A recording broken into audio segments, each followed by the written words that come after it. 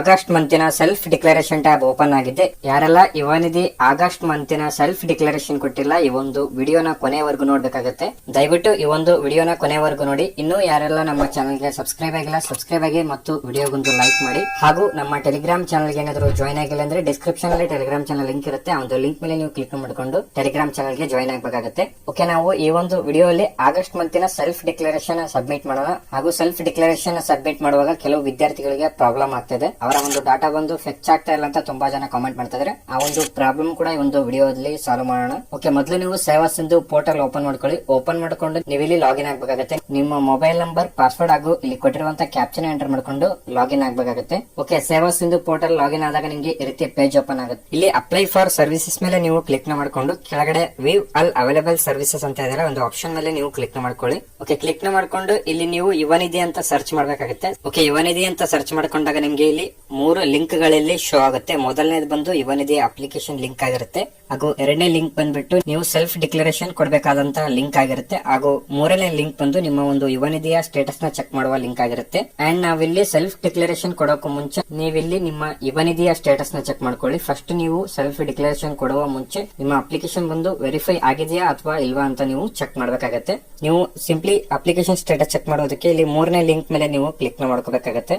Okay, link ಮೇಲೆ ನೀವು click ಮಾಡ್ಕೊಂಡಾಗ ಈ ರೀತಿ ಪೇಜ್ ಓಪನ್ ಆಗುತ್ತೆ. ಇಲ್ಲಿ ಯುವನಿಧಿ ರಿಜಿಸ್ಟ್ರೇಷನ್ ನಂಬರ್ ಅಂತ ಇದೆ. ನಿಮ್ಮ ಒಂದು ರೆಫರೆನ್ಸ್ ನಂಬರ್ ನ ನೀವು ಇಲ್ಲಿ ಎಂಟರ್ ಮಾಡಬೇಕಾಗತ್ತೆ. ಓಕೆ, ರೆಫರೆನ್ಸ್ ನಂಬರ್ ನ ಎಂಟರ್ ಮಾಡಿಕೊಂಡು ಸೆಲೆಕ್ಟ್ ಮಂತ್ ಅಂತ ಇದಾರೆ. ನೀವು ಯಾವೊಂದು ಮಂತಿನ ಸ್ಟೇಟಸ್ ಚೆಕ್ ಮಾಡ್ತಾ ಇದ್ರೆ ಆ ಒಂದು ಮಂತ್ ನ ನೀವು ಇಲ್ಲಿ ಸೆಲೆಕ್ಟ್ ಮಾಡ್ಕೊಳ್ಳಿ. ಓಕೆ, ಮಂತ್ ನ ಸೆಲೆಕ್ಟ್ ಮಾಡ್ಕೊಂಡು ಇಲ್ಲಿ ಕೆಳಗಡೆ click here to get payment details ಅಂತ ಇದೆ ಒಂದು ಆಪ್ಷನ್ ಮೇಲೆ ನೀವು ಕ್ಲಿಕ್ ಮಾಡ್ಕೊಂಡಾಗ ನಿಮ್ಗೆ ಲಾಸ್ಟ್ ಮಂತಿನ ಅಮೌಂಟ್ ಬಂದು ಸಕ್ಸಸ್ ಆಗಿರ್ಬೇಕಾಗತ್ತೆ. ಅಥವಾ ನಿಮ್ಗೆ ಏನಾದ್ರು ಲಾಸ್ಟ್ ಮಂತಿನ ಅಮೌಂಟ್ ಏನಾದ್ರು ಸಕ್ಸಸ್ ಆಗಿಲ್ಲ ಅಂದ್ರೆ ಇಲ್ಲಿ ಕೆಳಗಡೆ ನಿಮ್ಮ ಅಪ್ಲಿಕೇಶನ್ ಬಂದು ವೆರಿಫೈ ಆಗಿರ್ಬೇಕಾಗುತ್ತೆ. ನಿಮ್ಮ ಅಪ್ಲಿಕೇಶನ್ ವೆರಿಫೈ ಆದ್ರೆ ಮಾತ್ರ ನೀವು ಸೆಲ್ಫ್ ಡಿಕ್ಲರೇಷನ್ ಕೊಡೋಕೆ ಎಲಿಜಿಬಲ್ ಇರ್ತೀರಾ. ಒಂದ್ ವೇಳೆ ನಿಮ್ಮ ಅಪ್ಲಿಕೇಶನ್ ಏನಾದ್ರು ವೆರಿಫೈ ಆಗಿಲ್ಲ ಅಂದ್ರೆ ನೀವು ನಿಮ್ಮ ಅಪ್ಲಿಕೇಶನ್ ವೆರಿಫೈ ಮಾಡ್ಕೋಬೇಕಾಗತ್ತೆ. ಓಕೆ, ಇವಾಗ ಸೆಲ್ಫ್ ಡಿಕ್ಲರೇಷನ್ ಸಬ್ಮಿಟ್ ಮಾಡೋಣ.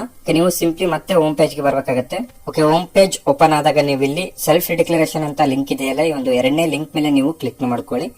ಓಕೆ, ಲಿಂಕ್ ಮೇಲೆ ನೀವು ಕ್ಲಿಕ್ ಮಾಡ್ಕೊಂಡಾಗ ಈ ರೀತಿ ಪೇಜ್ ಓಪನ್ ಆಗುತ್ತೆ. ಇಲ್ಲಿ ಮೊದಲನೇದಾಗಿ ಆಧಾರ್ ನಂಬರ್ ಅಂತ ಇದೆಯಲ್ಲ, ನಿಮ್ಮ ಆಧಾರ್ ಕಾರ್ಡ್ ನಂಬರ್ ನ ನೀವು ಇಲ್ಲಿ ಎಂಟರ್ ಮಾಡಬೇಕಾಗತ್ತೆ. ಓಕೆ, ನಿಮ್ಮ ಆಧಾರ್ ಕಾರ್ಡ್ ನಂಬರ್ ನ ಎಂಟರ್ ಮಾಡ್ಕೊಂಡ ತಕ್ಷಣ ನಿಮ್ಗೆ ನಿಮ್ಮ ಆಧಾರ್ ಕಾರ್ಡ್ ಗೆ ಲಿಂಕ್ ಇರುವಂತಹ ಮೊಬೈಲ್ ನಂಬರ್ ಒಂದು OTP ಬರುತ್ತೆ. ಆ ಒಂದು OTP ನ ನೀವು ಇಲ್ಲಿ ಎಂಟರ್ ಮಾಡಬೇಕಾಗತ್ತೆ. ಓಕೆ, OTP ನ ಎಂಟರ್ ಮಾಡ್ಕೊಂಡು ಕೆಳಗಡೆ ವ್ಯಾಲಿಡೇಟ್ ಮೇಲೆ ನೀವು ಕ್ಲಿಕ್ ಮಾಡ್ಕೋಬೇಕಾಗತ್ತೆ. ಓಕೆ, ವ್ಯಾಲಿಡೇಟ್ ಮೇಲೆ ನೀವು ಕ್ಲಿಕ್ ಮಾಡ್ಕೊಂಡಾಗ ಕೆಳಗಡೆ ನಿಮ್ಮ ಡೀಟೇಲ್ಸ್ ಬಂದು ಆಟೋಮೆಟಿಕ್ ಆಗಿ ಫೆಚ್ ಆಗುತ್ತೆ. ನಿಮ್ಮ ನೇಮ್, ನಿಮ್ಮ ಯುವನಿಧಿಯ ರೆಫರೆನ್ಸ್ ನಂಬರ್ ಹಾಗೂ ನಿಮ್ಮ ಡಿಗ್ರಿ ರಿಜಿಸ್ಟರ್ ನಂಬರ್ ಇಲ್ಲಿ ಆಟೋಮೆಟಿಕ್ ಆಗಿ ಫೆಚ್ ಆಗುತ್ತೆ. ಒಂದ್ ವೇಳೆ ನಿಮ್ಮ ಡೀಟೇಲ್ಸ್ ಏನಾದ್ರು ಇಲ್ಲಿ ಆಟೋಮೆಟಿಕ್ ಆಗಿ ಫೆಚ್ ಆಗಿಲ್ಲ ಅಂದ್ರೆ ನಿಮ್ಮ ಅಪ್ಲಿಕೇಶನ್ ಬಂದು ಇನ್ನೂ ವೆರಿಫೈ ಆಗಿರಲ್ಲ. ಫಸ್ಟ್ ನೀವು ನಿಮ್ಮ ಅಪ್ಲಿಕೇಶನ್ ವೆರಿಫೈ ಮಾಡಬೇಕಾಗತ್ತೆ. ವೆರಿಫೈ ಮಾಡ್ಕೊಂಡು ನೀವು ಸೆಲ್ಫ್ ಡಿಕ್ಲರೇಷನ್ ಸಬ್ಮಿಟ್ ಮಾಡಬೇಕಾಗತ್ತೆ. ಹಾಗೂ ನಿಮ್ಮ ಅಪ್ಲಿಕೇಶನ್ ವೆರಿಫೈ ಹೇಗೆ ಮಾಡ್ಬೇಕಂದ್ರೆ ನೀವು ಗ್ರಾಮವನ್ನಾಗಿರ್ಲಿ ಅಥವಾ ಕರ್ನಾಟಕವನ್ನಾಗಿರ್ಲಿ ಆ ಒಂದು ಸೆಂಟರ್ ಗೆ ಭೇಟಿ ನೀಡಿ ನಿಮ್ಮ ಅಪ್ಲಿಕೇಶನ್ ಬಂದು ವೆರಿಫೈ ಮಾಡಬೇಕಾಗತ್ತೆ. ಓಕೆ, ಒಂದ್ಸರಿ ನಿಮ್ಮ ಡೀಟೇಲ್ಸ್ ಎಲ್ಲ ಚೆಕ್ ಮಾಡ್ಕೊಂಡು ಕೆಳಗಡೆ ನಿಮ್ಮ ಹಿಂದಿನ ತಿಂಗಳ ಸೆಲ್ಫ್ ಡಿಕ್ಲರೇಷನ್ ಏನಾದ್ರು ನೀವು ಸಬ್ಮಿಟ್ ಮಾಡಿಲ್ಲ ಅಂದ್ರೆ ಇಲ್ಲಿ ನಿಮ್ಮ ಹಿಂದಿನ ತಿಂಗಳ ಸೆಲ್ಫ್ ಡಿಕ್ಲರೇಷನ್ ನೀವು ಸೆಲೆಕ್ಟ್ ಮಾಡ್ಕೋಬೇಕಾಗತ್ತೆ. ಸೆಲೆಕ್ಟ್ ಮಾಡ್ಕೊಂಡು ಕೆಳಗಡೆ ದಿಸ್ ಮಂತ್ ಸೆಲ್ಫ್ ಡಿಕ್ಲರೇಷನ್ ಅಂತ ಇದೆಯಲ್ಲ, ನೀವು ಆಗಸ್ಟ್ ಮಂತಿನ ಸೆಲ್ಫ್ ಡಿಕ್ಲರೇಷನ್ ನೀವು ಇಲ್ಲಿ ಎಸ್ ನ ಸೆಲೆಕ್ಟ್ ಮಾಡ್ಕೋಬೇಕಾಗತ್ತೆ. ಓಕೆ, ಸೆಲೆಕ್ಟ್ ಮಾಡ್ಕೊಂಡು ಕೆಳಗಡೆ ಸ್ಕ್ರೋಲ್ ಮಾಡ್ಕೊಳ್ಳಿ. ಕೆಳಗಡೆ ಸ್ಕ್ರೋಲ್ ಮಾಡ್ಕೊಂಡು ಇಲ್ಲಿ ಡಿಕ್ಲರೇಷನ್ ಇರುತ್ತೆ, ನೀವು ಡಿಕ್ಲರೇಷನ್ ನ ಎಸ್ ಕೊಡ್ಬೇಕಾಗತ್ತೆ. ಓಕೆ, ಎಸ್ ಕೊಟ್ಟು ಮತ್ತೆ ನೀವು ಕೆಳಗಡೆ ಸ್ಕ್ರೋಲ್ ಮಾಡ್ಕೊಂಡು ಇಲ್ಲಿ ಕೊಟ್ಟಿರುವಂತ ಕ್ಯಾಪ್ಚನ್ ಎಂಟರ್ ಮಾಡ್ಕೋಬೇಕಾಗತ್ತೆ. ಓಕೆ, ಕ್ಯಾಪ್ಚನ್ ಎಂಟರ್ ಮಾಡ್ಕೊಂಡು ಕೆಳಗಡೆ ಸಬ್ಮಿಟ್ ಅಂತ ಇದೆಯಲ್ಲ, ಒಂದು ಸಬ್ಮಿಟ್ ಮೇಲೆ ನೀವು ಕ್ಲಿಕ್ ಮಾಡ್ಕೋಬೇಕಾಗತ್ತೆ. ಓಕೆ, ಸಬ್ಮಿಟ್ ಮೇಲೆ ನೀವು ಕ್ಲಿಕ್ ಮಾಡ್ಕೊಂಡಾಗ ನಿಮ್ಮ ಡೀಟೇಲ್ಸ್ ಇಲ್ಲಿ ಶೋ ಆಗುತ್ತೆ. ಅಂಡ್ ಕೆಳಗಡೆ ಸ್ಕ್ರೋಲ್ ಮಾಡ್ಕೊಂಡು ಇಲ್ಲಿ ಮತ್ತೆ ನೀವು ಸಬ್ಮಿಟ್ ಮೇಲೆ ನೀವು ಕ್ಲಿಕ್ ಮಾಡ್ಕೋಬೇಕಾಗತ್ತೆ. ಓಕೆ, ಸಬ್ಮಿಟ್ ಮೇಲೆ ನೀವು ಕ್ಲಿಕ್ ಮಾಡ್ಕೊಂಡಾಗ ಇಲ್ಲಿಗೆ ನಿಮ್ಮ ಯುವನಿಧಿಯ ಆಗಸ್ಟ್ ಮಂತಿನ ಸೆಲ್ಫ್ ಡಿಕ್ಲರೇಷನ್ ಕಂಪ್ಲೀಟ್ ಆಗುತ್ತೆ. ಹಾಗೂ ಈ ಒಂದು ಅಕ್ನಾಲಜ್ಮೆಂಟ್ ನ ನೀವು ಡೌನ್ಲೋಡ್ ಮಾಡ್ಕೋಬಹುದು ಅಥವಾ ಪ್ರಿಂಟ್ ಕೂಡ ತಗೋಬಹುದು. ಇಲ್ಲಿ ಕೆಳಗಡೆ ಸ್ಕ್ರೋಲ್ ಮಾಡ್ಕೊಳ್ಳಿ. ಕೆಳಗಡೆ ಸ್ಕ್ರೋಲ್ ಮಾಡ್ಕೊಂಡು ಪ್ರಿಂಟ್ ಆರ್ ಎಕ್ಸ್ಪರ್ಟ್ PDF ಅಂತ ಇದೆ, ನೀವು ಇಲ್ಲಿ ಪ್ರಿಂಟ್ ತಗೋಬಹುದು ಅಥವಾ PDF ಅಲ್ಲೂ ಕೂಡ ನೀವು ಸೇವ್ ಮಾಡ್ಕೋಬಹುದು.